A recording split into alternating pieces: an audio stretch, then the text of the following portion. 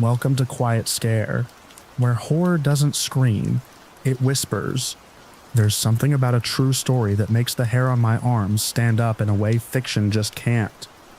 I think it's because these stories are about the things that happen in the dark spaces, the bits of reality that don't quite fit.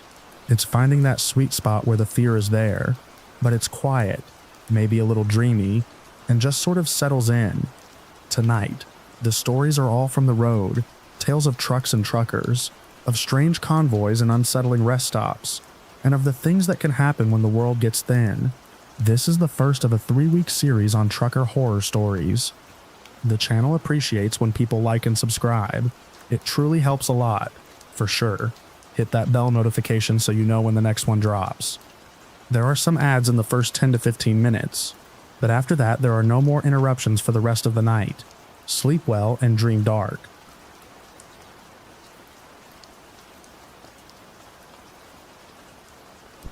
I drove west with the window cracked an inch, letting a thin line of cold night air run across my knuckles. The air bit. The cab smelled like coffee gone sweet and burnt, same as it always did after the third cup. Past the green exit signs and the low spill of warehouse light, the road through eastern Oklahoma ran flat and unbothered. My dispatcher had said the load would be sensitive and soundy when we'd talked that afternoon. Keep it moving. No curiosity, no heroics. I'd heard that kind of talk for 29 years. It wasn't special. The trailer showed up in the background noise a few miles after I passed the Choctaw Road sign. Every truck has its voice, tie-downs clicking. A bad bushing thunking at the same seam of pavement. So I waited to learn the pitch and pattern. A faint rustle, something harder, the thud that is more hand than cargo. I ran through the usual list. Loose pallet, bad strap, a cage sliding a notch, and I marked each one off in my head like I was checking mirrors. The list ended and the sound didn't. I pictured steel cages with chew marks and lab tags, and bored animals throwing themselves against the wire. That image helped for a while. Wind nudged the rig once, and I felt a small tapping through the frame, like someone running fingers along a wall. I turned up the radio, and then turned it back down. It was a clear night, temperature dropping, the kind of air that makes breath a little visible even in a cab. Somewhere to my left, a late freight slid by with its stack lights winking out in the dark. Everything should have felt ordinary. The sounds changed. Scratches landed in clusters. Something struck metal in a quick, uneven pattern that wasn't the rhythm of road joints. There were pauses you could fit a breath into. I knew how a crate shifts. I knew how a loose pallet answers a curve. This wasn't that. I pulled off at a truck stop on the north side of Norman and parked on the far end where the sodium lights thinned out. I killed the engine and sat with my hands on the wheel. The quiet multiplied everything. The sounds from the trailer were clearer without the engine. A scrape, a clatter, a stutter that could have been someone trying not to cry. I tried to file it under noise and told myself to act like I'd been paid to act. Keep rolling, keep quiet. On the way around to the back, I noticed my left boot was untied. That's a small thing, but I felt it. I stepped on the lace twice. The sort of thing you correct without thinking when your head is in the right place. I stood in the orange glow and retied it with hands that weren't steady. The trailer's doors were ordinary swing doors with a metal bar and a steel pin lock. The tamper seal was a red plastic tail printed with a serial. The number meant nothing to me. The red seal had a serial I read and immediately lost. The way numbers fall out of your head when you know they belong to forms and not to you. If a nurse had told me those were lab dogs, if a man in a lab coat had signed my manifest, I might have gotten back in and driven. But the paperwork had been fuzzier than that. Just biome supplies from a distributor off a frontage road. The man who brought the pallets had avoided the light. He'd spoken through a scarf. Those details had felt like the usual corners shaved by people trying to make their own schedules. I filed them as inconvenient. Not wrong. The lines you draw for yourself are simple. When you're looking ahead through a windshield, they get bent when you're standing at the doors. Someone inside knocked. 3 short taps and then silence as if waiting for a reply. The sound died into the steel and then into my chest. Air turned colder along my teeth. I stood angled to the right door, an arm's length back from the hinges, keeping my body out of the beam of the lot light so I wasn't a shape filling the gap. I stepped back from the doors and checked the lot. A man in a hoodie smoked outside the convenience store and watched his phone. A reefer ran a few lanes over with its rhythmic hum. The night didn't care what I did. I went back to the cab and took the bolt cutters from the cubby under the passenger seat. They were the long kind with faded red handles that I'd carried since my kids were still in grade school. I lifted them and then set them down, and then lifted them again. I nicked my thumb on the latch, pulling the cutters free. A tiny sting. It made everything else feel louder. There's a simple rule you learn out here. Whatever you break is on you. A broken seal can cost you work. A broken lock can end you in court. I didn't think about court as much as I thought about losing the only rhythm I knew. Miles behind me, miles ahead. The pleasant numbness of useful labor. When the cutters met the lock, I expected a fight. It went quick. The seal took longer. My breathing got louder in my ears. Only one part of me stayed steady. The part that puts a tool on a thing and makes it move. The same part that has changed a tire at 2 a.m. in a prairie wind. When the bar came loose and I swung the right door open, the first thing that hit me was the air. It had that sweet sour smell you know from forgotten fridges and old barns, with a sharp top note of metal and fear. Cold air spilled out, and then the warmer breath of the trailer met it, a damp heat that fogged in the beam, and then thinned like it didn't want to be seen. I raised my phone and hit the flashlight, squinting against the bounce of light on aluminum walls. They were along both sides, fixed to anchor points with heavy chain. 17 I counted later, but in the first seconds they were not numbers. They were faces in small circles of light, skin ashy, hair stuck to cheeks, eyes too open. Someone had tied strips of cloth around wrists to keep metal from cutting into them. A boy sat with his legs hooked under him like he was holding in heat. A woman had both hands cupped around another woman's shoulder. Several looked at me and then looked down. The chains ran to recessed D-rings along the rails. The same fittings meant for pallets and equipment, turned to another use. In the center aisle were plastic tubs stacked 3 high like you could keep winter sweaters in them. One lid was cracked from the inside. There were water jugs, 2 of them half empty. A bucket had tipped in a corner. Rope lay in coils, the kind you buy at a hardware store because it's cheap. Every ordinary thing in that trailer had been used for an unordinary purpose. I did not speak. I don't know if I could have made a sound that didn't sound like the wrong thing. A girl with a knit hat pulled low over her ears blinked hard, and I understood that my face was the whole frame right then. The person at the end of a corridor, the body in a doorway. My phone shook in my hand as I dialed. The dispatcher tone gave way to a human who asked me to say where I was. I read the mile marker sign I'd clocked while pulling in, and the name of the exit, Tecumseh Road, like I was reading off a grocery list. I said there were people. I said chains. I didn't label the crime. The labels came later when other people needed to put it in a system. Do not open further, the voice told me. Do not remove restraints. Stay with the vehicle. Officers are on the way. The words had a practiced shape. My breath fogged the screen. I said yes and stood with the door half open to keep air moving. I told my hands to lower. They kept making small movements in the cold.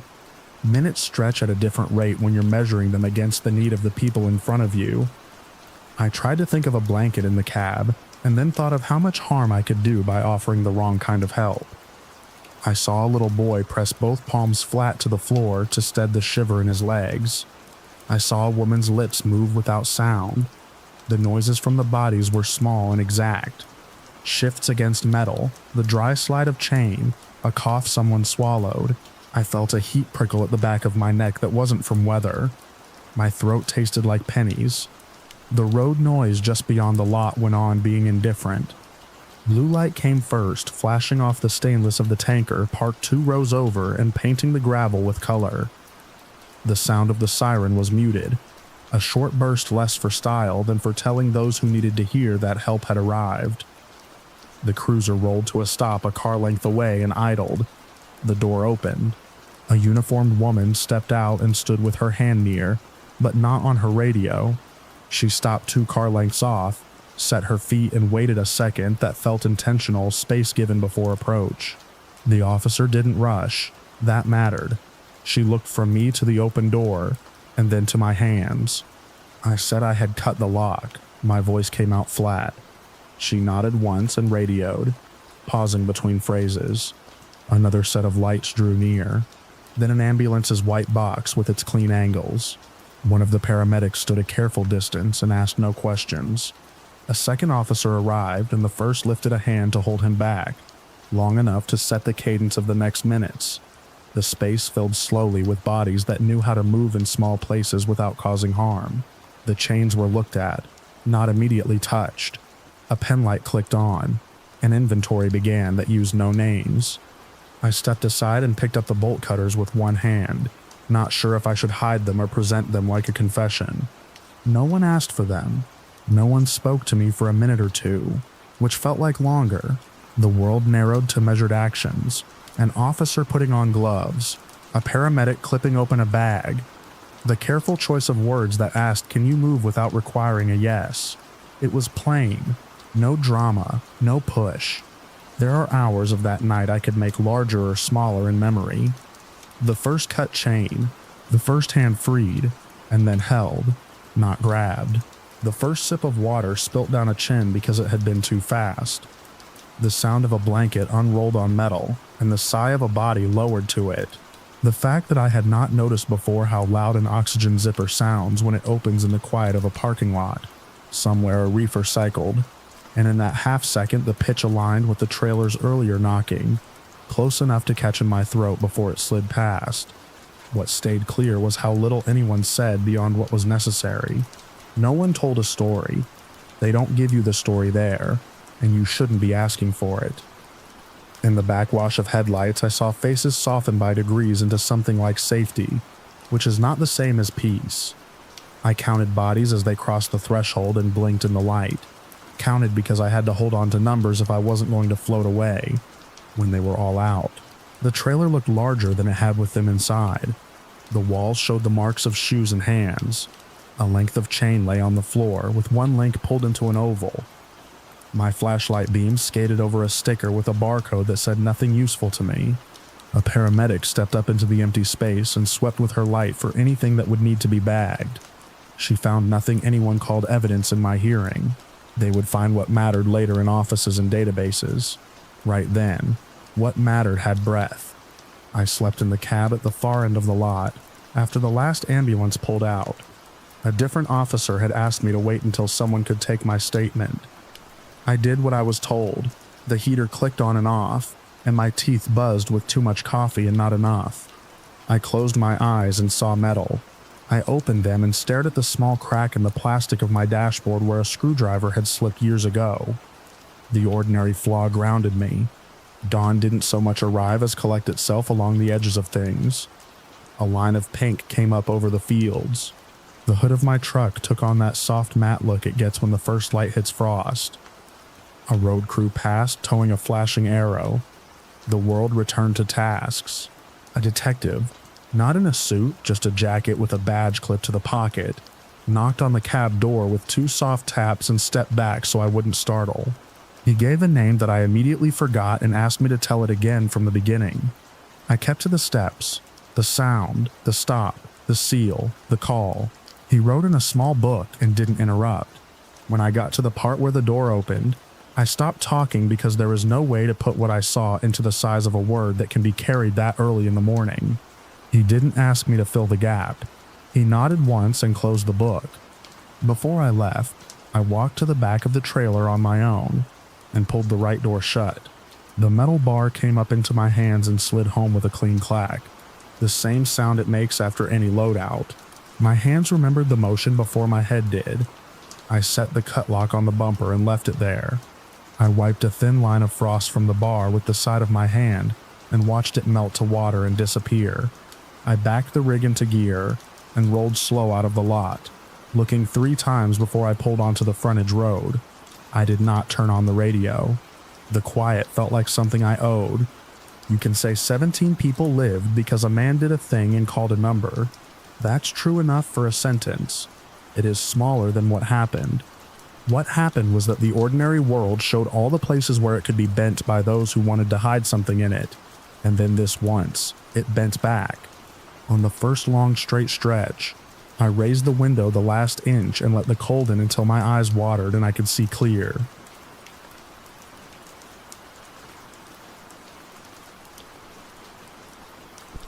The shoulder at mile marker 114.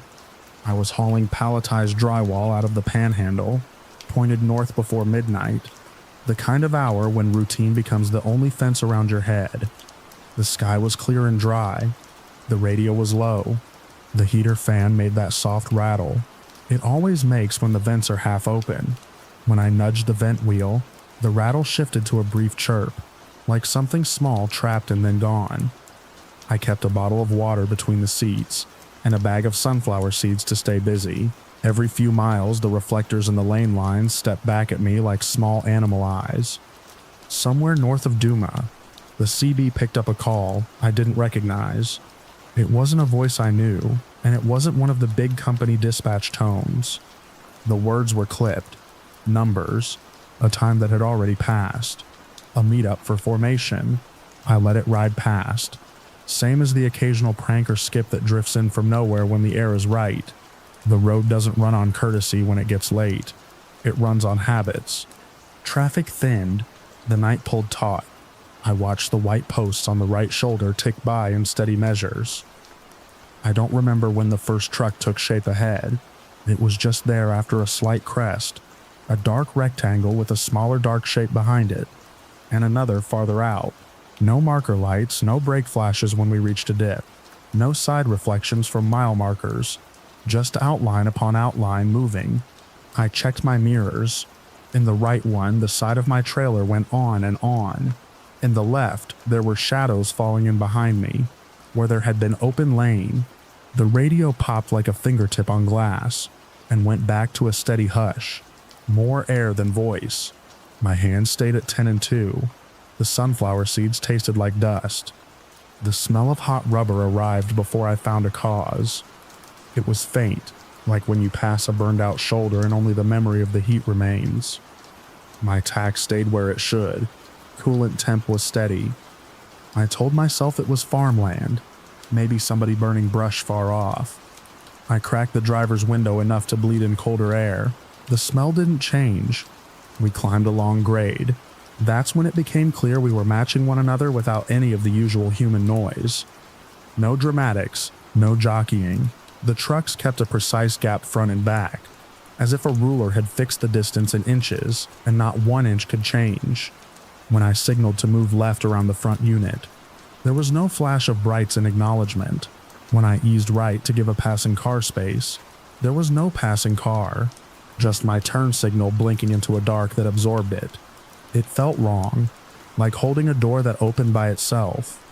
I watched the center line through the soft halo of my headlamps. The paint looked wetter than it should be, though the day had been dry and the radio had promised clear. A wind came across the cab from the driver's side, a narrow gust that didn't stir the scrub to the left of the right-of-way. The truck ahead upshifted without noise. I felt my own foot add throttle I hadn't meant to give. I tried to name each piece of equipment around me that usually brings things back to normal. Flatbed, box, tanker, grain hopper. You count and classify, and it's a way of saying I am here, I am awake, I'm a person in a machine. But the shapes refused to hold a make or model. They were always a little off-roof, too low, back too square, long hood, then cab over, then nothing you could use in a story. It was like looking into fog that only exists against metal. The idea came on me to try the shoulder. There's a wide one near a county road turnout, I remembered. The old map in my head said so. My memory put it roughly 2 miles ahead by the pace of the lane dots. I set my intent and waited for the right moment. I put the right turn signal on. The dash arrow blinked at a slower tempo than I knew it had. An unhurried metronome that didn't care about the lane.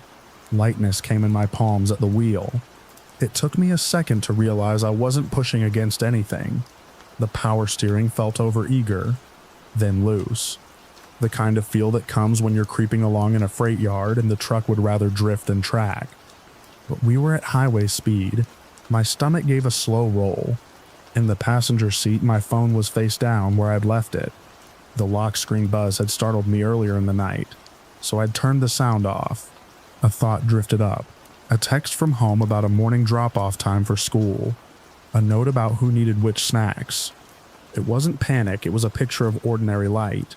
I brought the scene closer. Our kitchen. The dish towel always a little damp. The smell of the dog's paws after he trots in from the yard. I ran through the order of tomorrow, step by step. Dull details that fit only our house. My fingers found weight again. The wheel firmed. The engine note came back into the center of my hearing. When the next wide shoulder opened near a county road turnoff, one of those green signs with 2 letters and no town name, I took it. A green sign before it used 2 letters and nothing else. The kind you see where farm grids cut the prairie. The posts were fresh. The ditch was shallow. I had enough room if I didn't fight the angle. I eased off the throttle and felt the smell grow heavier for a second, as if whoever had been carrying it had leaned closer. For a breath, the wheel lightened again, and the hot rubber smell pressed closer, as if the night had leaned into the cab and was waiting to see what I'd do. The truck ahead made a small movement, right wheels kissing the paint, and kept on. The gap behind tightened to the same measurement it had always held. I held the wheel and gave the brakes a long, even press. The pedal felt live under my boot. The nose dipped. Vibration translated through the column. The honest kind you get when pavement turns to the rough edge of shoulder. The reflectors became brighter up close. I could see the grit there, the small stones that pinged my fenders. In the left mirror, the lane was clean for 3 markers. In the right, the trailer edge rode true with a hand's width to spare. The trailer settled true. We slowed. The convoy slid past in the left lane. I saw them first in my driver's window. Then in the mirror, one after another camouflaged as trucks if you didn't look directly at the lack. Always the same space between. No plates I could make sense of. No sticker that belonged to a region. In the cab of the second one, something shifted toward my sight line. A figure where a driver should be turned its head in a tidy, deliberate way, as if checking a gauge on its right. There was no light inside for me to read more than outline, where a face should have been. The dark reflected my own headlamp glow back at me in a dull pain, so even the idea of features wouldn't hold. I put the truck in neutral and set the brake. The engine ticked down. The smell eased back to faint. The last of them went by with the same clean distance, the same refusal to claim the night with light. When they were gone, the wind came across from the fields and carried the dry, plain smell you expect. Dust, a hint of feed, cold earth. I sat on the shoulder with my hands in my lap until my breathing matched the heater fan. A state trooper's cruiser came down from the north after a while and rolled past without stopping. There was a pause at a far turnout where his taillights came together and separated again, as if he had half decided to loop back. He kept on. I watched my clock. 10 minutes, give or take. Though the way the minute hand moved reminded me of watching a kettle that refuses to boil. The radio stuttered once. I turned the volume all the way down and left it there. A pickup blew by, towing an empty car hauler. The red reflectors on the hauler winked at me normal, ordinary, and then disappeared into what the road already knew how to do. When I pulled back onto the highway, the sense of the truck being a shade too light had gone. The steering had weight. My own head did too. The mile markers ticked up without trick. At a big travel center before town, I took the exit and pulled under the lights. They were bright and flat, and took all the mystery out of my paint. I topped off my thermos with fresh coffee that tasted like it had been made 10 minutes before, the way good luck tastes. Inside, a woman at the counter had a bowl of hard candy set next to the receipts. A couple of refrigerated cases hummed. Under a corkboard near the restrooms, someone had posted a flyer about a small-town parade. I asked if there had been any chatter about a convoy on the road that night. The woman squinted like she was deciding whether to make it a joke. She didn't. Older drivers talk about a rundown from Springfield to Lamar, she said, not quite looking at me. Late night, no lights kind of thing. People call it all sorts of names. You know how stories are. I said maybe it was fatigue. I said maybe I'd misread folks running dark. She looked at my boots, then at the clock above the coffee urn. It gets thin out there, she said. Thin in the middle of the night. Stay sharp. I finished my coffee in the cab with the door cracked. A refrigerated unit on the next lane cycled on with a clatter, then smoothed into its own steady whir. The smell here was diesel and hot concrete. I could work with those. I texted home to say I'd be late and that I was taking a break. A sticker on my dash had curled at one corner. I pressed it flat without thinking, and it didn't stay. I rubbed the edge with my thumb until the glue felt tacky again, and let it go. The rest of the run into Denver was clean. Nothing drifted where it shouldn't. The sun came up behind me and made the mirrors bright. Traffic picked up near E470, the way it always does. I watched the same pickup with the empty car hauler pass me again near the airport cutoff, and he waved in that way that says somebody else has somewhere to be too. I don't take that stretch north of midnight anymore, unless dispatch makes it unavoidable, and then I made sure I'd slept and eaten like a person with sense. The radio stayed quiet. If something was organizing out in the darkness, it could do it without me.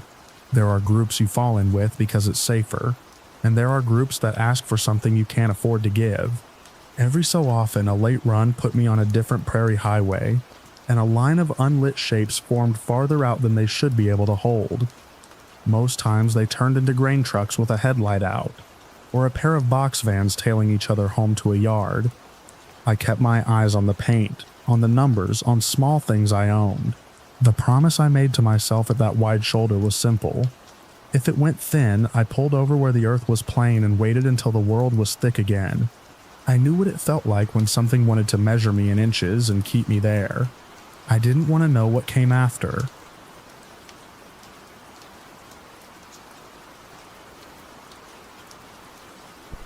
The vanishing on Route 84. By the time the leaves were half gone and the air had that dull metallic edge, the warehouse heaters ticked before they actually warmed anything. I was counting hours by receipts and taillights. We hauled pallets for grocery chains across the region, and November meant longer nights and longer routes. I was at my desk that Wednesday, wrapping rubber bands around delivery slips, when my phone buzzed against an old coffee stain. It was one of my drivers, Pat. We had our routine check-ins and the occasional text about way stations, but he didn't just call. Not after hours, not like this. I answered, expecting a question about a load number or a gate code. All I got was breath, slow at first, then shorter, muffled by the soundproofing of a cab. He said he was being followed.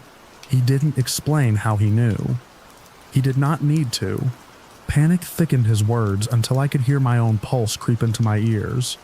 I told him to get off the interstate somewhere public, somewhere with other people around, lock the cab doors, call the police. He asked what to do if they pulled next to him. I didn't know. I told him to keep moving until he saw lights. I told him to call me back once he was safe. The office went small and too bright after the call ended. I could see the green LED clock over the dispatch window and nothing else. It was past 9, the time we usually shut off the fluorescents. I left them on. I paced between the filing cabinet and the door, then stood still because pacing felt too loud. No one else was there. I thought about his kid, a baby really, the photo he taped inside his cab. I thought about how a person can be as reliable as a torque wrench for years, and then sound like an empty bottle all of a sudden. He called back. His voice was flatter, like he'd done a long hold of breath and let it go without noticing. He told me he'd pulled into a rest area off the interstate near Vernon, one of those older pull-offs with cracked asphalt and vending machines that blinked the wrong time. He said it was dark and quiet. He said he didn't see anyone around. He sounded embarrassed. I told him to stay put if it felt safe, or move 2 exits if it didn't. Keep the doors locked. Call the police. I told him I was coming. I grabbed my jacket off the back of my chair, and the keys that always fell between the staplers. I left the amber office light on, because turning it off would have felt like shutting my eyes. The night outside was the kind that swallowed sound. My car's engine seemed overeager against it. I pulled onto the frontage road and then the on-ramp and watched the city's sodium glow fall away in the rear view until there was nothing but lanes and guardrail and black. 30 minutes is not long. It is just long enough to notice that every other car has somewhere else to be except this stretch of highway. The white lane reflectors came and went like a metronome. The sound in my head was not my engine. It was the thwack of a loose strap against a trailer door, the way it smacks metal in a crosswind. I kept thinking I heard it, just behind me, just there, just once. I breathed through it. I passed an exit sign for a place I didn't know, then a sign for a rest area in 2 miles. I checked the clock. I checked my mirrors. My mouth tasted like copper. I saw the truck before I saw the rest area sign again. It sat crooked in the shoulder like it had been left mid-thought. The headlights were still on, angled toward the low scrub, in a chain-link fence. The driver's side door was wide open. The hazard lights were off. The trailer, a white 48-footer, took up more than its share of the shoulder in the right lane, and the brand logo on the side looked out of place there, as if your own name had been written inside a stranger's house. Cold air pushed against my shins as I stepped into the beam. The gravel there had a thin bite of frost, and each step made a dry, powdery crunch that seemed too loud for the empty shoulder. I pulled up 50 feet behind and left my own headlights on. I didn't want to kill them and be left with the soft, blank dark. The air was colder when I stepped out than it had been a minute earlier. I told myself that was because I had been sitting with the heat on. Gravel shifted under my shoes. The sound did not carry. It just fell at my feet and stayed there. Pat? I called without meaning to raise my voice. I did not say his last name. I walked to the open door of the cab and put a hand on the grab bar, because my balance felt wrong. The cabin smelled like coffee and winter air and something else I couldn't place. The keys were still in the ignition. The dash display glowed trip miles, oil pressure, a thin bar for fuel. His thermos was wedged in its usual spot. His jacket, the heavy canvas one with the torn cuff, was hung on the back of the seat. The curtain to the sleeper was pushed aside. The bed was made badly, a blanket half tucked, which is exactly how he made it, every time. I told myself to look for him on the grass berm, at the picnic tables beyond the trees, wherever there was any human shape to be had. I called his name again, smaller this time. The highway behind me was empty all the way to the next rise, where the road tilted and disappeared into a colder piece of sky. When I turned to look along the shoulder, the light from my car cut a flat wedge into the weeds. A crumpled paper cup lay there, caught in an old tire rut. It made a dry sound in the wind. I could still hear the other sound, the thwack that wasn't there. I looked at my phone and realized my hands were shaking. The screen smeared my thumbprint into a pale oval. I dialed. The dispatcher's voice was measured. When I said his name, the tone shifted. Not surprised, exactly, but ready. She told me he had called them minutes ago. He told them a car had pulled into the same rest area where he was parked. He was told to drive away. He did. She said there was a scream, then nothing. She used words like recorded and advised, and officers en route. I agreed to wait at the truck. When the line clicked off, I stood with the phone still at my ear and counted to 10 without knowing why. The beam from my car's headlights picked up the flake of dust drifting in the cab and made it look like weather. I put my phone in my pocket, then took it out because leaving it put away felt like tempt fate. I climbed up into the cab. The seat gave a familiar squeak and released a bit of the air from its suspension. I shut the driver's door to stop the wind from pulling at the map that was flapping on the console. The interior settled. Before I could think too long about it, I clicked the lock button for both doors. Then I unlocked them because it felt wrong to change anything. My own face looked strange in the window. I ran a finger along the edge of the desk shelf above the dashboard and found the receipt book. His handwriting tilted like it always did. There was an apple core in a plastic bag, a pack of gum with 2 pieces left. I saw the baby picture taped to the dash with a corner lifting. The adhesive had picked up lint. Nothing was out of place in a way that could be measured. No torn fabric, no scuff that didn't belong. Just a careful quiet that felt arranged by no one. I left the door open again when I climbed down. Old habits. Air drifted out, warmer than outside but not by much. I looked down the shoulder again.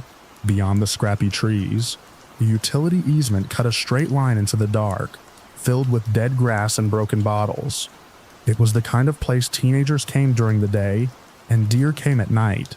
I listened for any movement and heard only a groan of a metal sign in the wind and that elastic phantom thwack, which I now realized was probably a loose strap somewhere along the trailer roof.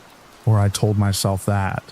Blue lights appeared on the highway a long way off, and then were there all at once, as they always seem to be when you need them.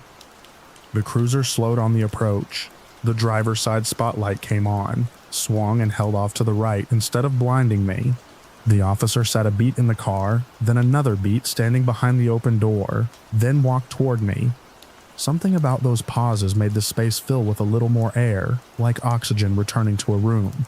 He asked me my name and whether the truck was mine, and whether I was the one who had called. He looked into the cab before I did again. He had a flashlight but kept the beam low. For a moment no one spoke. The radio at his shoulder hissed and settled, and somewhere beyond the trees a loose sign tapped twice and then went quiet again. Another unit pulled in behind the first, and that second officer stood near the back of the trailer a moment, like a shadow that thought it had found a body to belong to, and hadn't. The first one asked if I had touched anything. I said I had climbed in. He nodded, like he knew I would have. He asked when I last spoke with Pat. He asked whether Pat had said anything about who was following him or what the car looked like. I shook my head without answering at first, because it felt like the act of putting sound into the space would change its shape. Then I told him what I knew. He wrote in a small notebook without looking down much. He kept one hand on the radio at his shoulder. It clicked once, and he answered without looking at me. They asked for permission to search the cab. I gave it. The second officer went around to the passenger side and opened that door. The dome light came on in the way it always did, soft and a little late. They did not pull anything out. They didn't have to. There was nothing to pull. A tow truck arrived a half hour later. The driver stood with us a while, hands in pockets, looking like a man who had done this on holidays and in bad weather, and could separate the sadness from the work, only because if he didn't, he would never sleep. He said nothing to me. He put the hooks on the front, and when the truck rocked, the loose map finally slid onto the floor. I bent to pick it up and left it where it lay. I didn't trust my own hands. I called his wife from my car before the hauling was finished. I didn't want to. She had a voice that always sounded like it had just been laughing, and now it didn't. I told her as steadily as I could that he was missing, and that the police were with me and were doing everything they could. She asked if he had said anything to me. I repeated the plainest version, the least harmful shape of it I could find. I heard her move in the kitchen, cupboard doors opening and closing as if she might find him among the plates. I told her not to drive. I told her I'd come to her when I left here. I said his name wrong the first time. I said it right the second. They let me go around midnight. The tow truck left with our trailer, its taillights drawing 2 red lines into the distance. The officers stayed behind a few minutes longer, using their flashlights in places that hadn't needed light for years. When I finally put my hands back on my steering wheel, I saw that they had left a dust print on the leather where my fingers hadn't been clean. I wiped it with my sleeve. It didn't come off. Days moved in pieces after that. I answered calls from numbers I didn't know. I drove to the yard at odd hours and stood where I could see the locked gates and the empty bays. I watched our crews load freight for chain stores where nothing was ever out of place on the shelves. I spoke to the detective who called himself the point of contact.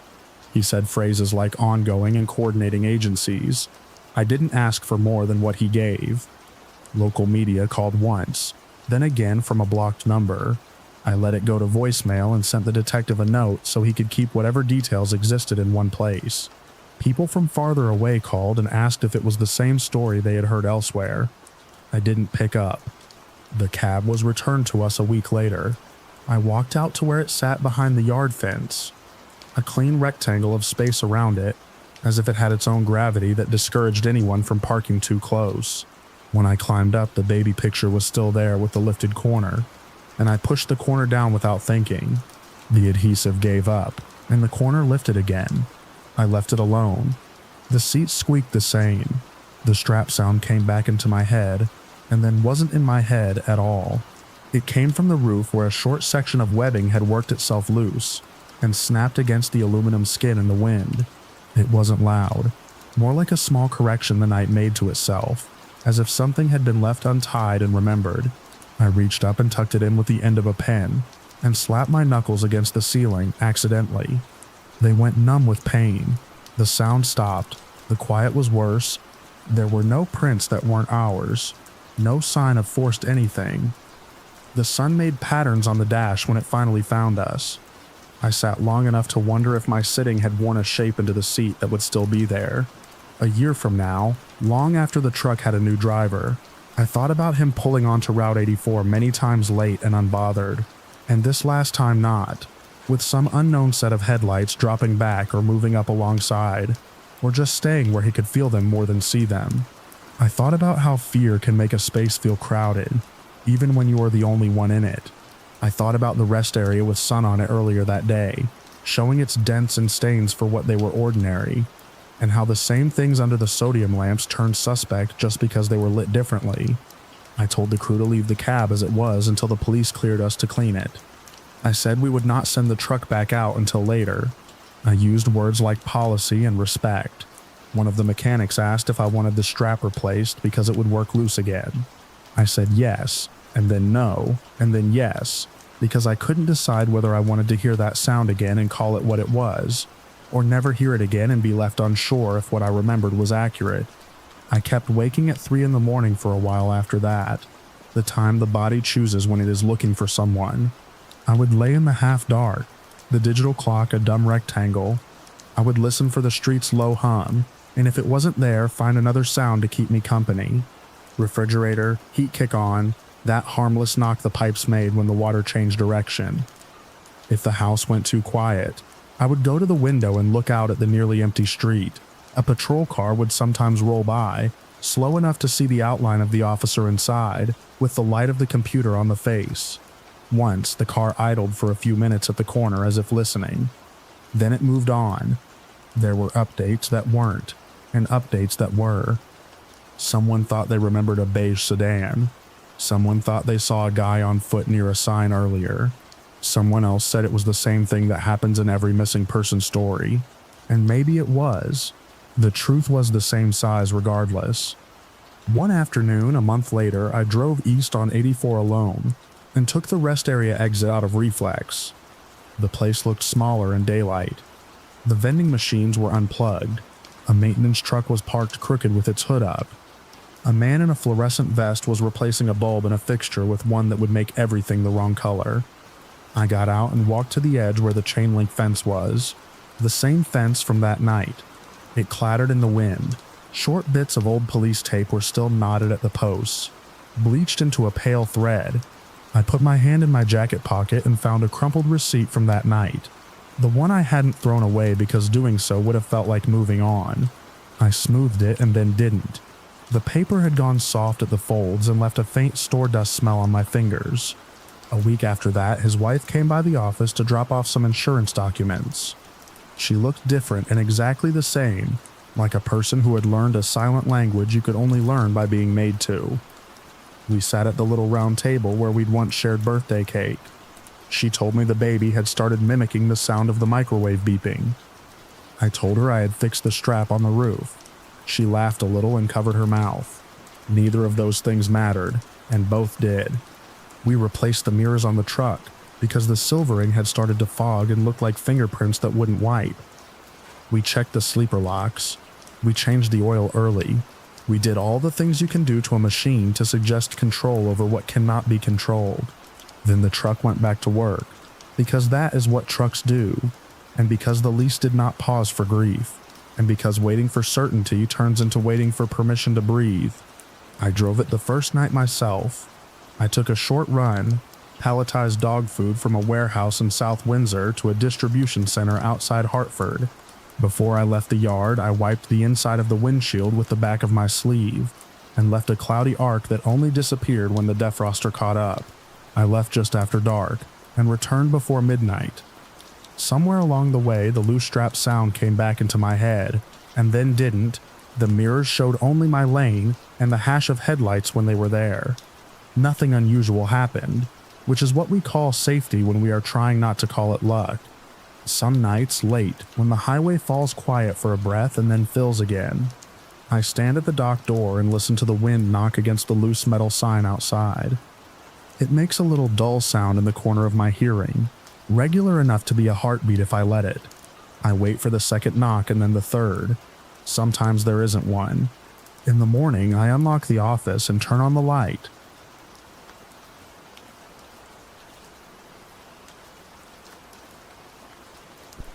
White lines. The cold carried a faint dust smell, the kind that lifts off salt and old concrete when the air turns clean.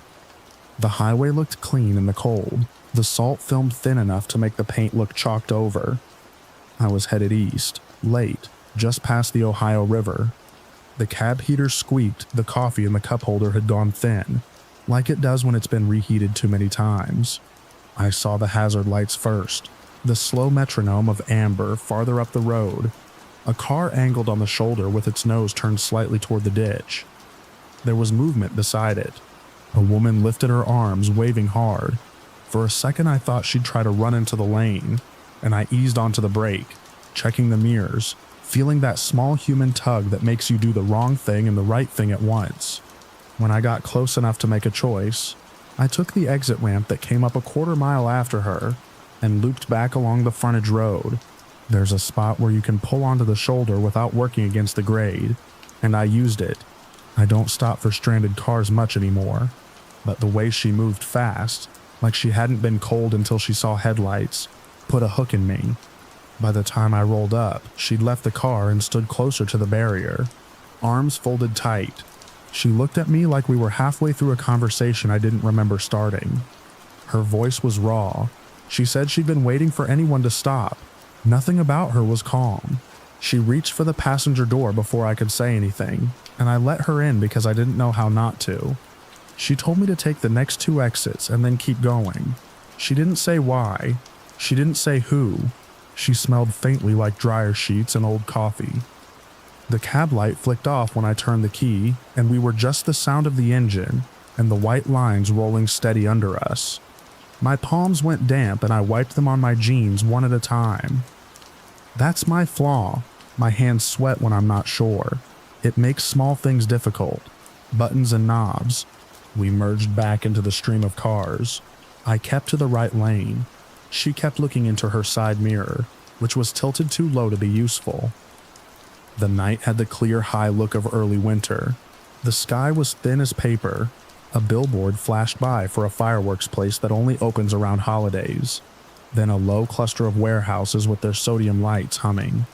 The kind of light that makes everything beige. She started talking in fragments, the way people do when they're picking through an old fire. I learned enough to line up the facts. There had been a man, the kind who doesn't stop when told. She had tried to stop him. She had left. She had put a town between them, and then 2 more. She had changed jobs, phone numbers. He was the kind of man who would follow you. Not because he knew where you were going, but because he liked the part where you kept checking to see if he was still there. She didn't say his name. She didn't have to. A pair of headlights tucked into the far distance behind us and didn't pass. That's ordinary, I told myself. At night, most of the road is pattern. Headlights, markers, green overhead signs, exit gore points striped white. Patterns hold people together. You know what they mean. Every few minutes a reflector on the median flashed brighter than the rest, like the spacing had been changed for us and then put back.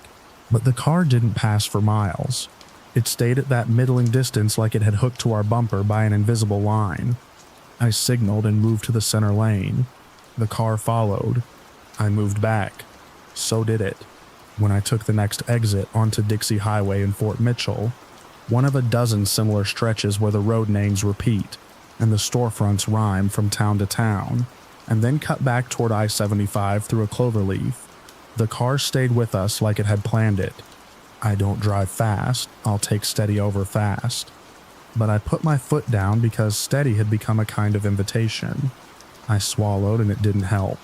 There's a long straight north of Walton where the highway flattens. We came into it and met a drift of fog sitting low across a dip in the road. Ground fog that glows in headlights and cuts off the world at knee height. I kept both hands at 10 and 2. She said I should exit again. The next exit was for Richwood. I put the blinker on long before I got there. You can change the way a car behind you behaves if you telegraph early enough. Sometimes, the headlights behind us swelled, like whatever sat inside the car had leaned forward. We hit the ramp. The wheel went feather light for a breath on the concrete seam, then heavy again, and the loose pin in the console tapped twice like a metronome. It curls shallow there, wide enough for semis. The concrete barrier had rub marks like graphite, where it had touched too many vehicles. The follower took it faster, tires kissing the inside seam with that rubber paint sound you feel more than hear. I took the long way through a truck stop's backlot to break the line of sight, weaving past a stack of culverts and an idle loader that smelled like hot metal in the cold. That bought us a half-minute of quiet. We cut back toward the frontage road. A train horn sounded somewhere on the far side of the freeway, long and low, like someone dragging a finger across the rim of a glass. I kept the speed low enough to make stop signs honest. The other car appeared again in the mirror, farther back than before, then near. It closed the way a dog does when it isn't sure if you're calling. I told her I was going to take us to a place with cameras. There's a speedway at Pleasant Valley, I said. It was the first time I'd given the fear anything to do. She nodded and dug her nails into the seat seam. It made a small sound, fabric under pressure. We didn't make it to Pleasant Valley. A panel van drifted across 2 lanes without looking, and I had to brake harder than I liked to keep from touching it. The follower surged into our lane, too close, then out again. I saw the driver for the first time as he drew even, a face in the gap between his A-pillar and the pasted-on streak of a tree. Pale and intent, eyes fixed, no music, no phone glow on his hands. He cut in front of us and tapped his brakes. A test. People do that when they want to watch your choices. I kept space. He was looking for heat. I wasn't going to give him mine. We ran parallel to an empty strip mall. The storefront windows reflected our headlights back at us in smears. The follower slid to the shoulder and then back, like he was measuring the right distance to do something that would count. She said not to stop. I said I wouldn't. She rolled the window down an inch, like she needed air to push words out. We took a left at Mount Zion Road and blew a yellow that had been green when I measured it. In the rear view, the headlights fell away behind the crest of an overpass, and then popped back up. The road surface changed to that rough aggregate they use where trucks grind up the slope, and the tires sang a little. For a stretch, there's no lighting. The dark gets honest and shows you what it has. There was nothing to see but the white lines, muted in places where folks had tracked mud, and the close ring of things not worth noticing unless you can't look away. Reflectors on a farm fence, a wind-bent sapling, the boxy silhouette of a storage container parked behind a diner that had closed 30 minutes ago. He came up tight. The first tap landed high on the tail and put a cold fizz under my ribs, the kind that makes your teeth touch by themselves. A light touch with a square bumper will take your attention out of your hands and put it in your stomach. He bumped us in the left corner and the tail moved a foot, the way a trailer does in crosswind. I let the wheel go the way it wanted for a breath, and then brought it back. My coffee cup slid and knocked into the shifter with a soft note. She said his name, not the man in the mirror but the man from before, and the sound of it made the cab smaller. I tried for the Boone County Sheriff's Post off Conrad. Lights mean witnesses. I cut down a side road instead of staying on the main, which was a mistake if what I wanted was an audience. The side road narrowed to a corridor of bare trees that laced over us. Their branches made a thicket of shadow on the pavement like handwriting. The fog that had lifted off the interstate had settled here in the low ground. It sat in the drainage ditch like milk. The tires crackled through sand left by a plow. My breath added its own cloud to the glass when I glanced over my shoulder. He hit us again, harder, timed to the spot where the road tilted just enough to ask a question no one on paper had to answer. The truck slid, then came back. I could smell hot brake pad and the sharp damp cold of the open window. We'd come up on a field cut close for winter, the fence wires strung tight and bright with frost. I nosed us onto the tractor path without thinking. 2 pale ruts running like hand-drawn lines along the fence. The frost-bright wire a ruler we were trying not to touch. The truck didn't like it. The suspension reached for something it didn't find, and then found too much. Mud grabbed and let go. The following car made the turn too late and went off the shoulder farther down, then bounded back up, headlights juddering. For a second they shone into the cabin like stage lights, and I could see every lint speck on her coat. A wooden stake too short to be a proper fence post came out of the dark and tapped the bumper. It made the small knocking sound of something domestic going wrong. We were not built for this surface. I brought us to a stop because the alternative was letting the field choose a direction. The truck's nose bobbed once and settled.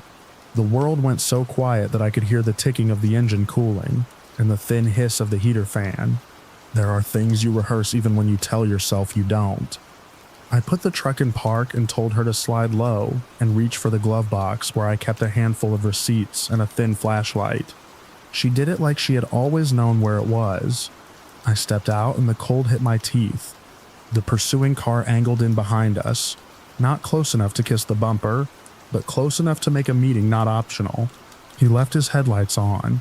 The light bounced off everything metal, the fence staples, the chrome trim, the wet skin of the road in a shallow sheet, and through too many shadows to count. He didn't move right away. The engine note settled, and in the pause I could hear the tiny click of cooling metal from our hood, a sound I'd only ever noticed in daylight. He opened his door. After that pause. That pause mattered. He wanted to make a shape of it. I had nothing to hold, except the feeling that I should hold something. I didn't keep weapons in the cab anymore. That was a rule I made for myself after a run of sleepless months. Instead, I wrapped my hand around the T-handle of the jack that lived under the passenger seat. A weight with purpose. It felt like it would slip because of my hands. I wiped them on my jacket and the metal went less slick. He walked toward the fence line, rather than straight at me, like he was cutting the corner of a long rectangle. He carried nothing visible. He didn't shout. He didn't point. He let the light do the work and came on in that slow, steady way that tells you someone believes in their own outcome. I told him we'd called for help and that he should leave. I didn't raise my voice. Sound carries different at night. Loud words get thin and strange. He changed course a few feet at a time, until he was almost between me and the open driver's door. That made me mad in a small, useful way. He wanted the angle. I stepped sideways and put the fence at my back. Barbs low and humming. Cold bit through my jeans into my calves. I could have run. There was nowhere to go that didn't look like him. There's a moment when two animals decide if they're going to touch. We reached it. I moved first because I didn't want to feel like he had decided that too. I didn't swing to hurt him. I swung to make a line he didn't want to cross. The jack handle hit his forearm. Metal on bone makes a sound you can feel in your teeth. He took a step back that was more about thinking than pain. His eyes weren't wild. They were bright in a way that said he had arranged the world, so this was the only thing left for him to do. He stepped again, and I stepped again, and the two steps canceled each other out. Behind me, the flashlight clicked. She'd found the switch. The beam cut a column through the fog at ankle height, and lit the crack where the fence wire passed through a warped post. It lit my boots and the dark wet on the laces where I must have stepped in a puddle. It lit his shoes cheap with the sole peeling at one corner. He looked at the light and then at me as if the beam had made the world official. The train horns sounded again, closer now, or close enough to wear the same shape. Light from the highway's curve made a faint moving band across the field where the turnpike lifted and fell. This is why I remember the white lines, not the long ones painted on the interstate, but the small ones, the fence wire glazed with frost, the seam down the center of his shirt, the nick on the jack handle running like a vein. I said we were leaving. He took one more step, and then stopped because he'd wanted me to say anything, and I had people like him, have a script, change a line, and sometimes the play pauses. We backed toward the cab without turning our backs. I kept the jack handle up, and he didn't try to close the gap in that moment. I think he wanted it to happen his way. It didn't. The cab light came on when she opened the door and then went off when it shut. The truck's seat springs complained when we fell into them. I put it in reverse, then drive. He didn't run at us. He turned his head as we moved, like a cat watching a bird that decides to hop rather than fly. We bumped back onto the road proper and took the first street with a name. Turfway Road, like a lifeline. On my right, the dark wing of the airport sat with red lights marking edges you can't see. I pulled into a grocery lot, still lit though the store had closed. The kind with long light bars over every lane, and carts chained in a line near the entrance. The kind with tall poles and lenses tucked under each light cap. Cameras make strangers behave, or at least make them pick a different corner. I kept moving until we were near the returns corral with its rounded bars. I called. I gave the mile markers, then the cross street. I said there had been contact. I said he was still behind us, and then I said he wasn't, because when I looked, he had gone the other way, or maybe he hadn't and I'd lost track. The operator asked me to repeat the street name. I did. My voice sounded like I was telling a story someone else had told me once. We waited. Waiting turns minutes into stitches holding pieces together. A cruiser rolled in slow after a long 5 minutes. Lights off, then turned them on after it had stopped, which is the opposite of what you see on television. The officer stayed in the car a beat longer than I expected, then opened his door. He came to us measured, not cautious exactly, but in a way that left room for things to be normal again if they wanted. He asked for the basics, and we gave the parts we could say. He took notes and kept glancing toward the road like we were a radio station he was making sure stayed on frequency. Another unit went by toward the interstate. Lights on, siren off. The fog had thinned and the air felt like biting into an apple. We stepped out enough for him to look at the bumper and the smear of dirt that wasn't ours on the paint. He touched it with the back of his fingers the way mechanics do when they're deciding if a thing is hot. He made a small mark in his notebook, like a check mark you put next to something in a grocery aisle. They didn't find him that night. Maybe they found him later. There are things you hear after the fact, and they come in pieces from people who don't know they're telling you the part you need. When I did hear more, it was enough to confirm the shape of what had been following us. It didn't make the shape smaller. I didn't see the woman again after winter. She moved. I kept going. You keep going because the road is a job, and because the road is the only thing that looks the same every morning. The white lines do what they do. They mark the world into manageable pieces and ask you to stay inside. When I come up past Florence now, when the morning is as bare as steel and the trucks thread through each other like fish in a narrow channel, I notice my grip on the wheel, and I make myself loosen it. I lower the heater fan 1 notch so the cab goes a little quieter, and I run my thumb over the leather seam of the steering wheel.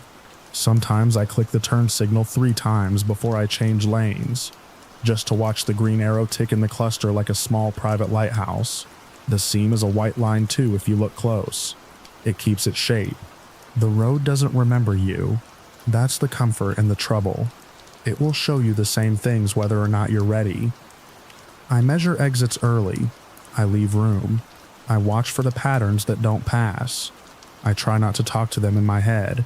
Some nights I think I hear a train where there isn't one. The long note pulled out of a winter sky. And I breathe until it's only the fan again. The tires again. The white lines running from somewhere to somewhere like nothing bad ever learned how to follow.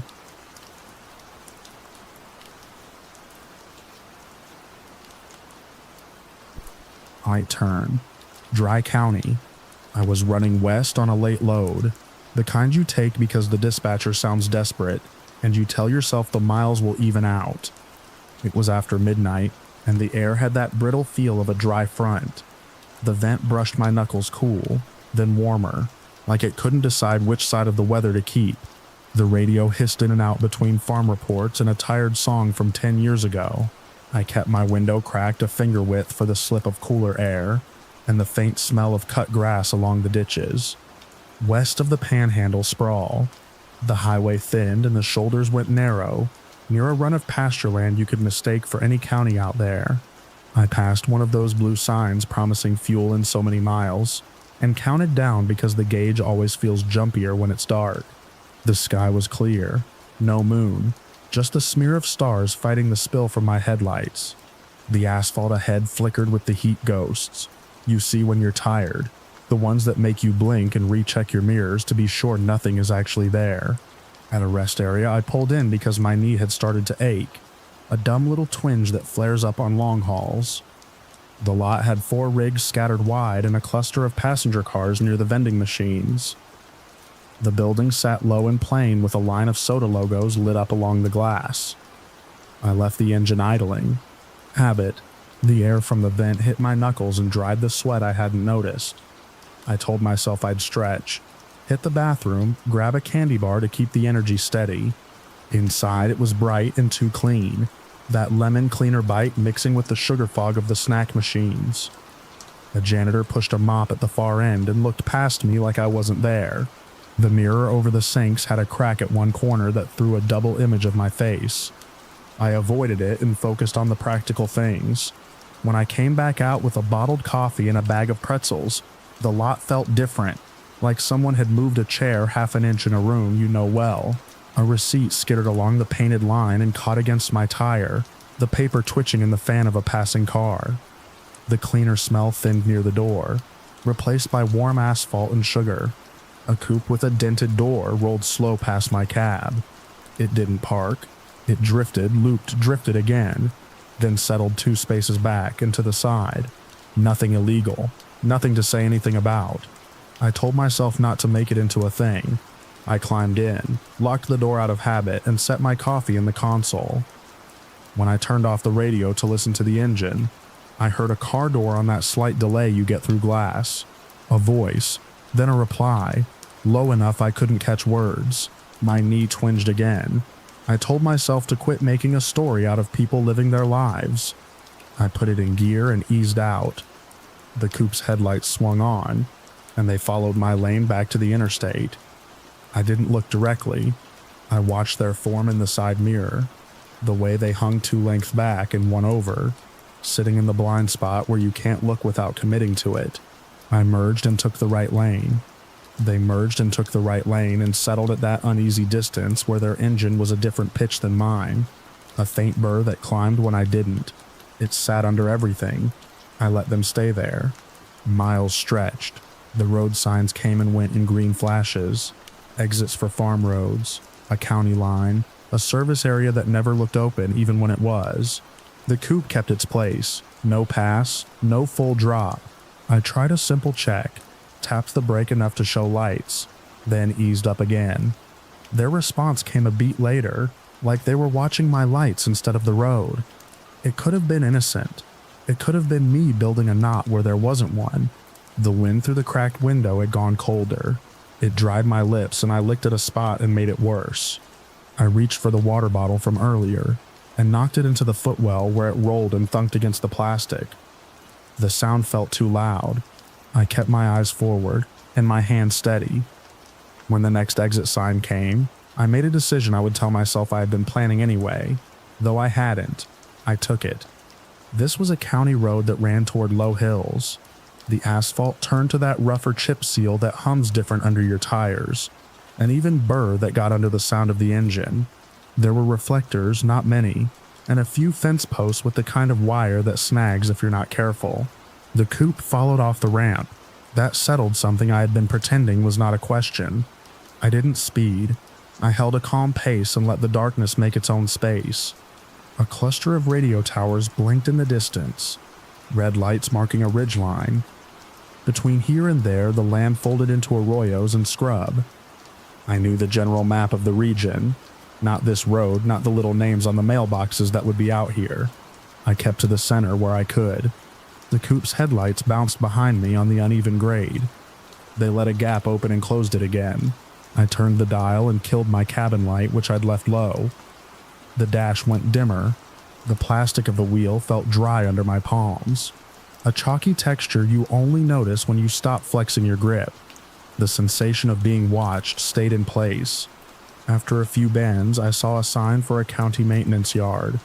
It pointed to a spur that angled away, a narrower path with a cattle guard and a line of windbreak trees. I slowed and took that. The coupe took the main road and kept on for a dozen yards before their brake lights glowed and came to a stop. They sat there, lights washing the bushes pale, and their beams drifted once across a reflector post like they were checking a map or looking for a number that wasn't posted. They didn't reverse. They didn't follow on to the spur. I didn't want to test whether they would. If I lingered, I took the spur past the cattle guard. The fence on one side had 3 stands of barbed wire and a gate chained with a lock. Someone had spray painted blue. I rolled onto a turnaround where a grader and a dump truck sat in the dark. The gravel there had a different crunch, coarser under my tires. I backed my rig into the shadow of the grader and killed my lights. I edged until the grader's blade hid my front corner from the road, and straightened the trailer by inches so the reflectors wouldn't catch stray light. Then I killed everything. I put the truck in neutral, set the brake, and sat with both hands pressed flat on the wheel until they tingled. The first minute stretched thin. I listened for an engine that never came. I turned off the fan and the sudden quiet made my breath sound too close. The dominant noise was the cooling tick of my exhaust, and beyond that the dry rattle of leaves in the windbreak. An insect. Something with a loud, steady pulse took up a rhythm. It wasn't crickets here. It was a high, constant whir that made the hair on my arms feel lifted. Every faint push of air ticked through the windbreak like a zipper half closed. I tried one deep breath and swallowed wrong, coughed once, just a small sound, and scolded myself like I was a kid. Time passed and nothing happened that I could point to. It would have been easier if something had. The mind likes details to stack. In the mirror, the maintenance yard office sat dark. A plastic chair leaned crooked against the wall, near a soda machine that had no lights inside it. The chair made me think of someone on a break with his ankles crossed, and I had to push that picture away because it wasn't useful. When the insect whir shifted, either because the wind changed or because I'd stopped hearing it in the same way, I decided it was enough. Staying felt like hunting trouble. The highway had people, light, noise, other lives. I turned the key and let the engine come back in soft, then full. I waited. Nobody pulled in. The red lights on the towers blinked their steady, slow pattern. I put it in gear and rolled back toward the cattle guard. On the main road, I paused just long enough to check both directions. To the right, there was a grade climbing toward the ridge. To the left, it fell back toward the interstate. No headlights either way. I took the left and let my speed rise to something that felt like trust. The air through the cracked window lifted the sweat at my collar. I kept my eyes moving ahead. Mirror, gauge, ahead. The interstate appeared where it should have. A ribbon of light in motion. I merged in behind a refrigerated trailer hauling something like dairy, because the unit on the front had that low, even tone particular to those loads. The reefer unit kept its workman hum, and every so often the crosswind shaved the tone a note thinner, like air passing a bottle's lip. I hung there and let the rhythm of traffic take me. The coupe never reappeared. My shoulder dropped a fraction lower, and I hadn't known I was holding it tight. The next truck stop I took was the kind with a restaurant open all night, and a laundry room that smelled like detergent even with the door closed. Big light standards washed the lot in an even white. I backed between 2 sleepers and made sure my swing cleared their mirrors. The relief that came when I set the brake was simple and plain and took nothing from anyone else. Inside the building, it was bright with a different kind of clean, a diner shine built from coffee and tile, and the sound of plates stacked and unstacked. I ordered coffee at the counter and wrapped both hands around the paper cup, while it was too hot to drink. A woman a few stools down counted out cash for scratch tickets and told the clerk she always picked the ones with birds on them. Someone left a jacket on a chair, and a man came back for it 2 minutes later and smiled like he'd been reunited with something bigger. Small lives continued. A driver in a faded ball cap spooned eggs without looking up from his phone, and someone laughed at a scratch-off that won back the price of the ticket. When I went back to my cab, I cracked the sleeper curtain but didn't get in. I sat in the driver's seat and turned the radio down low, not to listen but to have other noise. The wind that had dried the ditches earlier had died. Through the cracked window I couldn't hear the insects here. just the hum of the refrigerated unit next door, and the occasional air brake cough from someone settling in. I didn't sleep much. A few uneven stretches, then the hollow wakefulness that comes when you expect a knock or a tap that never arrives. My mind ran loops. The coupe's headlights in the mirror, the maintenance yard gate with its blue lock, the idea of a voice that might have said something distinct and didn't. I let those images go as best I could. They had no more detail to yield. They had the shape of caution and nothing else. By dawn, the light came thin and clean, and the sky over the pumps went pale. A pair of sparrows argued over a crumb near a trash can. I rinsed my cup and threw it away and checked the straps on my trailer like always, running a palm along the webbing for fray. I noted a scuff on a corner cap and wiped off the chalk dust with my sleeve. The normal morning list steadied me. I got back on the interstate and nudged the rig to cruise. The land opened, the towers gone behind me, the ridges leveled into long fields. The night felt like a room I had closed softly. It stayed shut as I moved away. I don't know who was in that coupe. I don't know what they wanted, if they wanted anything. It isn't a story that ends with a reason. It ends because I chose the road with fewer people at the right moment, and then returned to the one with more. The relief sat with me, quiet and earned. The not knowing stayed too, like a low sound under other sounds. Something you only hear when you turn everything else down.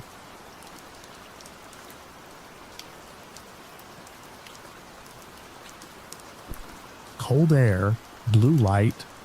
I'd been on the road since before sunrise, hauling produce east out of Portland. By the time the sky turned that hard late winter blue, and the freeway sign started counting down to Pendleton, my shoulders buzzed from the hours of sitting. I pulled off at a rest area lookout above the Umatilla River, the kind of state-run spot with 2 vending machines and a map so faded you have to guess at the county lines. The air had that cut glass bite that finds the gap at your collar. I eased the rig into the long truck lane, killed the lights and set the brakes. A small silver sedan idled 3 spaces down with its fog lights on. Beyond it, somebody's dog nosed at a frozen strip of grass and pawed at a cigarette butt like it was a prize. I grabbed my old knit cap from the passenger seat and a bottle of water from the cooler, opened the door and stepped down into the cold. The first thing I noticed was the sound the vending machine made. A soft, tired hum overlaying the whisper of freeway tires.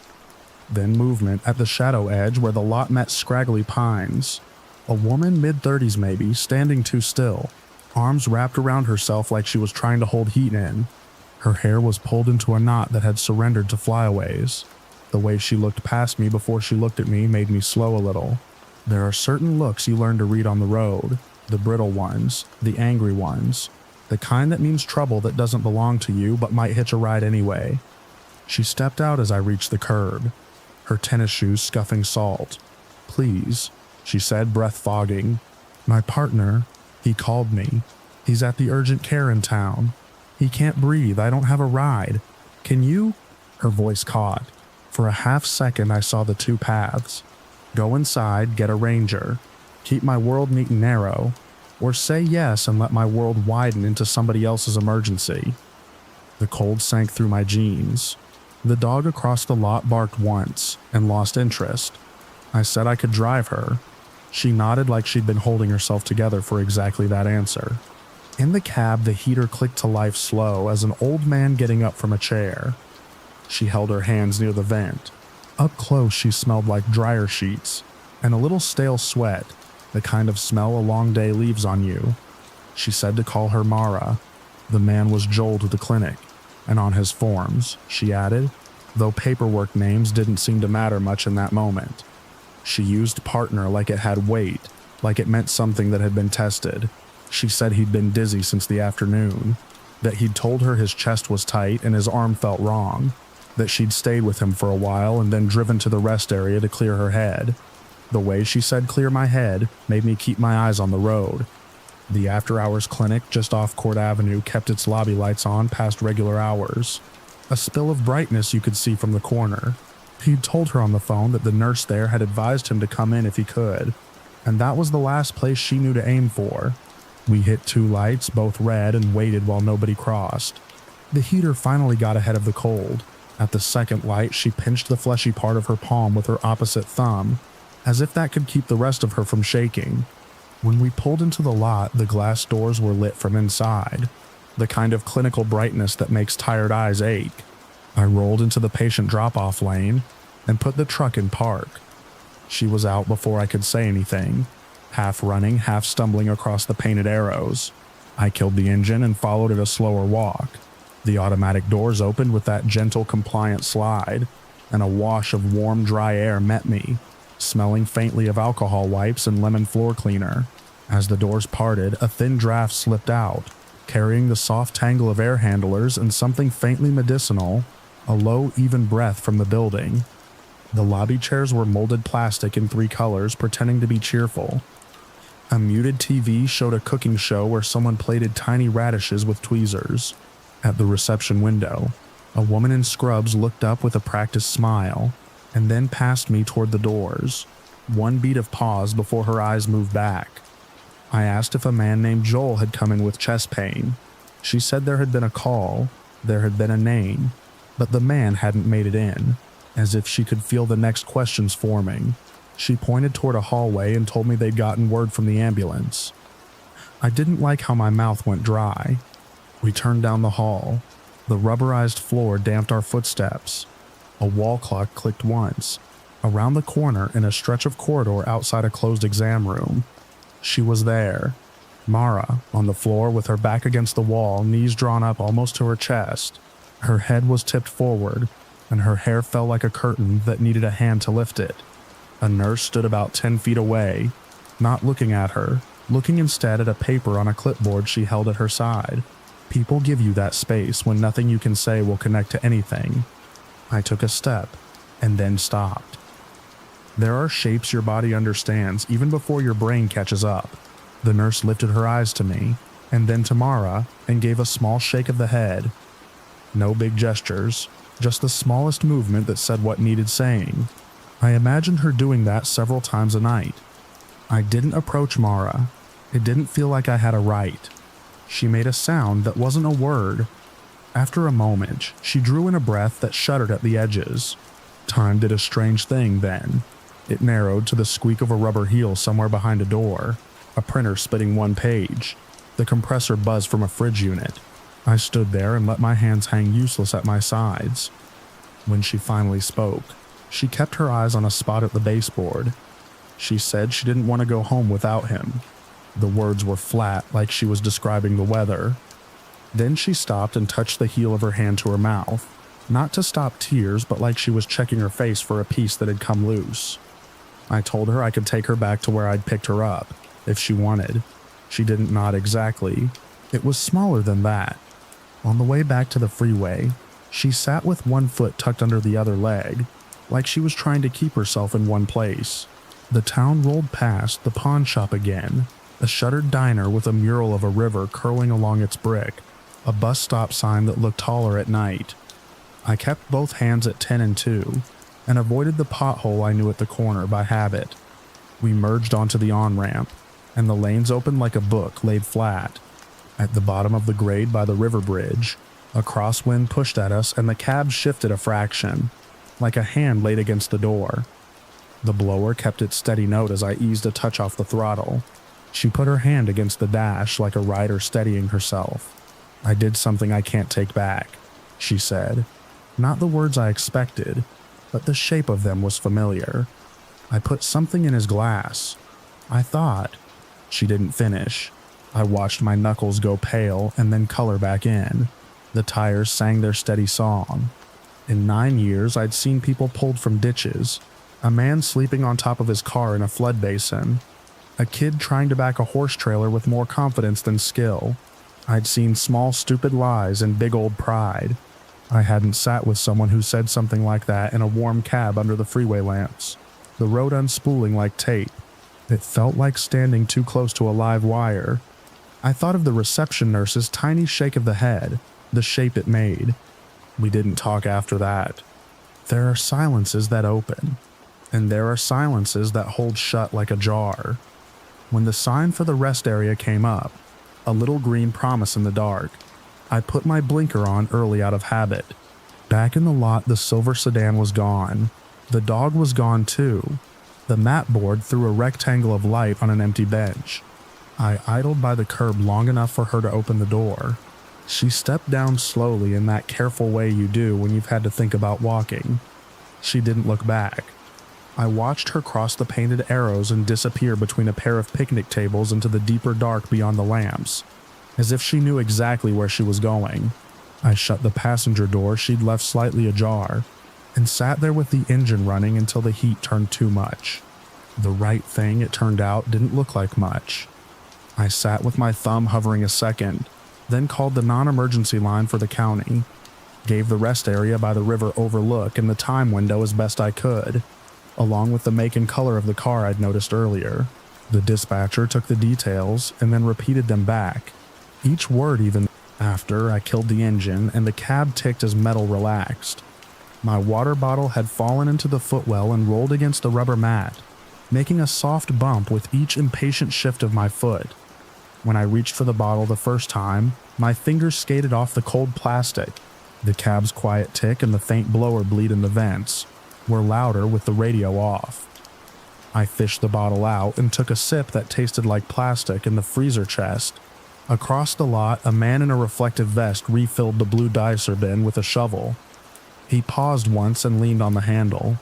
You can watch a person take a breath even from across a stretch of asphalt. I pulled my cap down over my ears, folded my arms, and let the truck's gentle shake remind me I was still here. In the morning, the air would smell like diesel and coffee, and the dogs would be back, and the vending machine hum would get swallowed by daytime.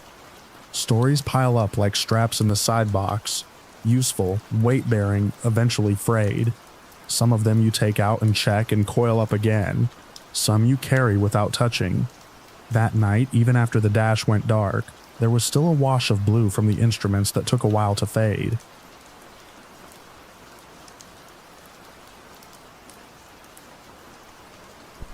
Rest area, mile marker 72. I was hauling produce north along I-84, late September, coming out of the desert and into the cool Idaho night.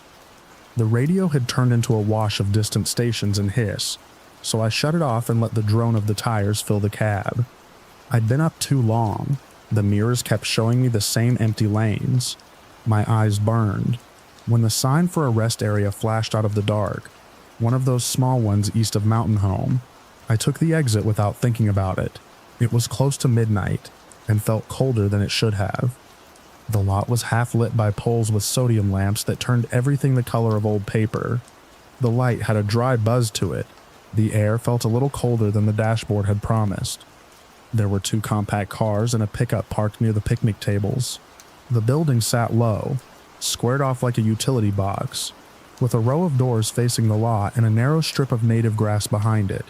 A vending machine hummed against one wall. I nosed the tractor into a spot along the far edge and set the brake. The engine calmed, then fell quiet. I climbed into the sleeper without taking off my boots and stretched out with my jacket over my chest. I kept a tire iron within reach, more out of habit than fear. I woke because something in the quiet had shifted.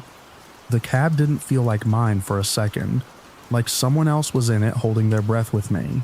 A sound came, soft at first, then too precise to be wind or settling plastic.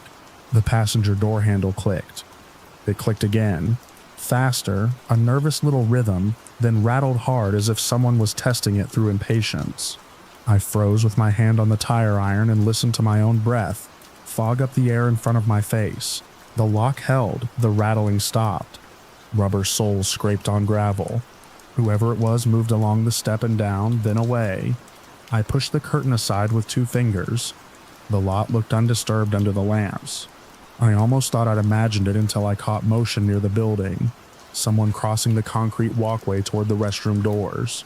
Not a heavy stride. Something off about the way their weight shifted at the hips, like they were favoring one side or carrying something against their ribs. Somewhere near the building, a fluorescent held a thin, uneven buzz, like a speaker left on with nothing to play. I could have started the truck and gone back to the highway. I thought about the miles still to make in the delivery window and how none of this would look reasonable written up on a form. Instead, I slid down from the bunk, eased the driver's door open, just enough to slip through, and stepped onto the step rail. The night smelled damp from the sprinkler system and faintly of hot metal cooling. I dropped to the gravel and closed the door with my hip until the latch caught without a slam. I didn't go straight to the building. I took the long way along the grass berm where a low chain-link fence separated the rest area from the highway easement. A truck went by out on the interstate, and the fence wires throbbed once with the sound. The vending machine hummed louder here, a steady note that hid small noises. I kept the tire iron down by my leg. The lamps cast odd shadows. A picnic table turned into a black tangle, then back into wooden bolts. Near the restroom doors, a motion sensor should have thrown extra light. It didn't. The head buzzed like a tired ballast, half awake. The cone of coverage stuttering on a delay that never finished. I stood in the fringe and watched the narrow white door marked family for any movement. The sound that had woken me came again, softer now, not a whisper, more like cloth against a metal hinge. Then a thud that didn't ring. Something set down. Then the hard suck of a latch that wasn't the right door. I realized the utility closet beside the restrooms had a separate handle, the kind you had to pull with your fingertips. I stepped closer. The concrete still held the day's heat. Through the door to the men's room came no sound, but the low multiple echo that exists in tiled places, even when they're empty. I placed my palm against the door and felt the air current warmer coming out than the night. I pushed it open an inch. The fluorescent lights hummed in a way that made the tiles feel a little closer than they were. A hand dryer blinked a dead LED. No shoes visible under the stall partitions. I stepped inside, let the door swing, waited, listened. A fly bumped weakly against the high window. On the sink, a paper towel had been twisted into a tightrope and unwound, leaving a damp spiral and a faint ridge in the pulp where fingers had pinched too hard. I don't know why that bothered me.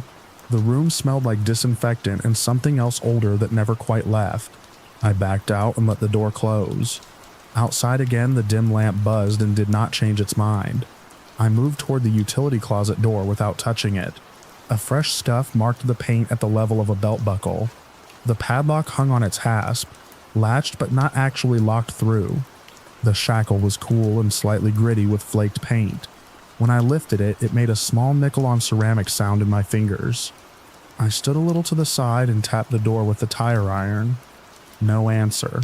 I lifted the padlock, eased it out, and pocketed it without opening the door yet.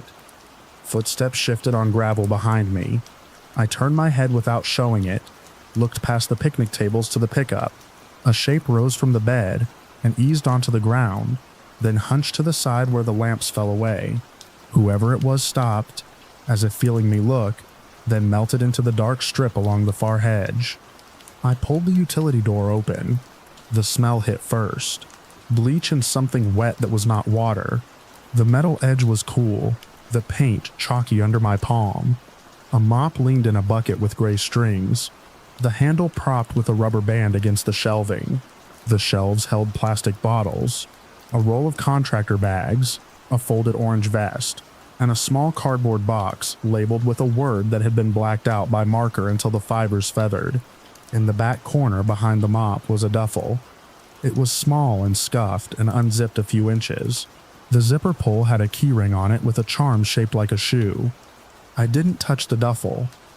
The thing that put the skin tight around my skull was the fact that the mop bucket was dry but the mop strings were wet.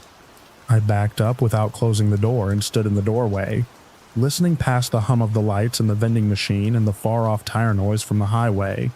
The wind didn't move. The chain-link fence thrummed once, and then again. Not the wind. Something tapping it and letting it ring. The pickup's tailgate creaked a fraction. I took 2 steps into the darkness beside the building where the soda machine ended, and the brick took over. The tire iron felt too slick in my palm, so I adjusted my grip and the iron bit into callus. A voice came from the far side of the picnic table, a single syllable that flattened in the air and went out. I felt my own breath hold and then leave in a thin plume. The utility door had no closer. The gap between door and frame kissed back and forth a millimeter, making the softest tick. Each small tick from the gap seemed to answer the vending machine's steady note. 2 metronomes a fraction off. I pushed it shut and slipped the padlock back through, but didn't click it. It looked closed again. The duffel sat wherever it had been left. The mop dripped nothing. I went back to the truck. I didn't run.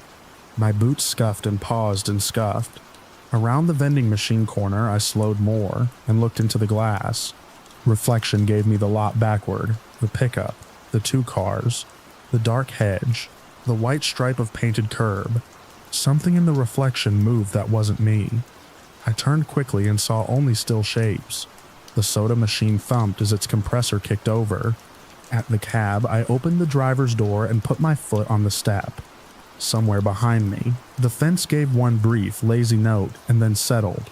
A breath of air lifted the edge of the curtain inside my sleeper. I could have imagined that. I set the tire iron on the seat and climbed in. Before I closed up, I leaned down and slid my flashlight from the door pocket. The batteries rattled loosely. I flicked it on. The beam went weak, brightened once, then turned into a circular bruise. I smacked it against my palm. It steadied enough to throw a cone. I swept the lot with the beam. It picked out the torn corner of a chip bag, the dull brass of a bolt head on the picnic table, the white throat of a reflector on the signpost. The hedge swallowed the light. In the darkness there, I saw the suggestion of a shoulder turn and then flatten. My pulse climbed into my throat and sat there, small and hard, refusing to move. I didn't call out. I pulled the door in until it latched and then turned the lock down with my thumb. The sound of the lock sliding into place was louder than it should have been. I started the engine. The dash lights woke. The hum under my feet steadied me. I checked the mirrors. The driver's side gave me a wide view of the lot, the vending machine, the bathroom doors. In the passenger mirror, the pickup's shape seemed closer than I remembered. I told myself that was perspective. I took the truck out of gear and released the brakes slowly so it wouldn't shout. The rig rolled a foot. In the passenger mirror, a figure that hunched again, that careful, unfluid movement, detached from the shadow at the tailgate and took 2 steps toward my cab, then stopped like a deer when a branch cracks underfoot. I put it back in gear and steered toward the exit. The figure faded from the mirror as the angle changed.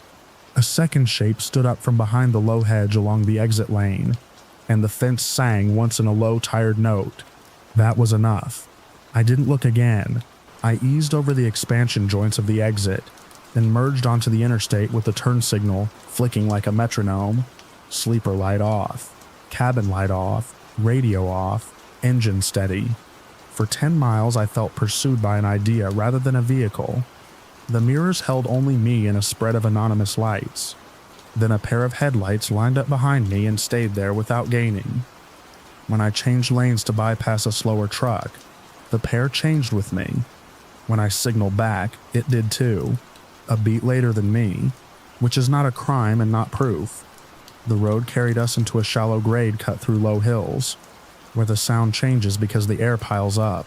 My scalp prickled as if each hair were a sensor. I told myself to be adult about it.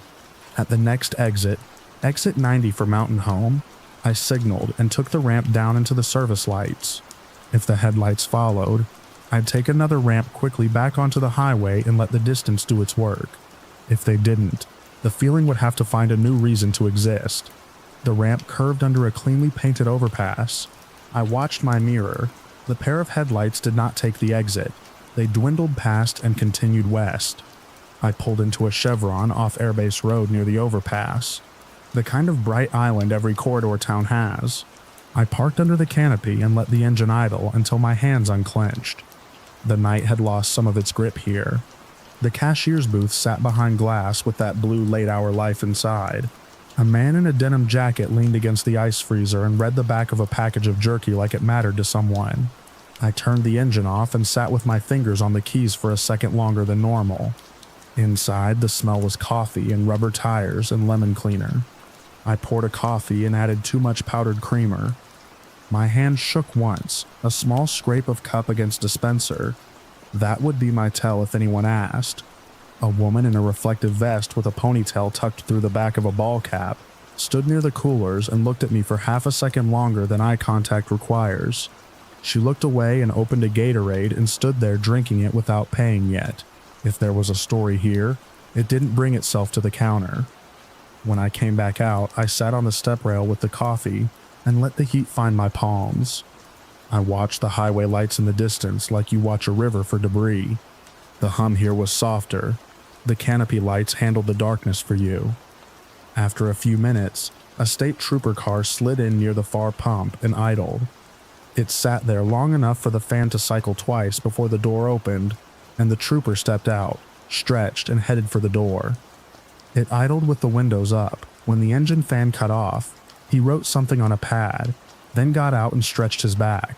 As he walked in, he tipped his chin once in that neutral way that says you're only work if you make yourself work. I finished half the coffee and poured the rest into the bushes in a thin white arc, then crumpled the lid and slid it into the door pocket. The heat had made my hands feel ordinary again. I checked the passenger handle out of an old reflex. It was locked. My shoulder ached now that I could afford to feel it. I got back into the cab, closed the door, and set the tire iron where it belonged. I took a breath and then another, and thought about the duffel I had not touched and the mop that could not have made itself wet. I didn't call anyone. I could have asked the clerk to phone in a welfare check at the rest area. But I told myself there was no clear thing to report besides a feeling, and a lock that wasn't locked by choice. I told myself the trooper was here, and could figure out what was his business. The trucker version of confession is the quiet decision not to complicate the route. I pulled back onto I-84 and let the miles spool out. The chain link fence behind my eyes sang once more, and then stopped. By the time the sky went gray over the prairie, I had downgraded the night to a story I would not tell exactly. I counted mile markers and let the numbers sift my thoughts. There is a way you sit when you are trying not to think about something. I did that. The road offered its usual answers. You passed. You kept going. There were no flashing lights in your mirror. At a way station near Glenn's Ferry, a raven hopped along the guardrail and raised one wing as if to show me a pocket. I laughed once at nothing. It sounded normal. The day put a lid on the hours between. The cab warmed. The engine kept the pitch it always keeps. The hedges at the rest area could have been a line of sage if I let them be. The only thing that kept floating back was the spiral of damp on the sink counter. It was such a small thing to fixate on. I knew that. I kept seeing a hand twisting paper, and then letting it unfurl. The image sat inside me like a coin under the tongue, dissolving no faster for the miles. I made Portland before sundown, and backed into the dock with my usual 2 pull-ups and 1 correction. A guy in a forklift tapped the horn twice and I startled like I hadn't slept. I signed the paperwork and smiled when I was supposed to. When the warehouse door slammed down behind the last pallet, the sound came back like that first latch in the night. I told myself to stop inventing meaning. On the drive to the truck stop, the radio found a song I used to like. I let it play. I've been in and out of 100 small rest areas since then. Most of them are tired squares of concrete with a drift of dried leaves in the corners and a map on the wall that has lost its title. I still stop. You have to. I lock both doors every time, even if I'm only using the sink or stretching my back. I keep the tire iron in the same place. Sometimes I reach for it when I don't need to, like a person touches their wallet to make sure it's still theirs. On the best nights, nothing happens except the machine and the road and the place you're headed. On other nights, the fence rings once, and you remember how thin a door can feel.